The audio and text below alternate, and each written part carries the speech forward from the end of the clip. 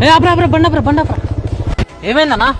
ఏమో తమ్మి, పొద్దు నుంచి 10 డబ్బులు కొట్టినా ప్రాణమంతా గాయ అవుతుంది. ఏమైంది? ఎప్పుడు ఇట్లా కాలే, ఇదే ఫస్ట్ టైం. ఏం మందు కొట్టినావు అన్న? ఇది చూసుకోవా అన్న?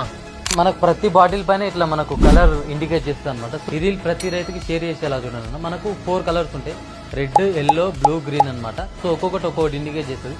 రెడ్ అనేది ఎక్స్ట్రీమ్లీ పాయిజన్ అనమాట. మనకు ఎల్లో చూసుకున్నట్టయితే హైలీ పాయిజన్, మనకు బ్లూ చూసుకున్నట్టయితే మోడరేట్ పాయిజన్ అనమాట. అట్లాగే మనకు గ్రీన్ చూసుకున్నట్టయితే స్ట్రైట్లీ పాయిజన్.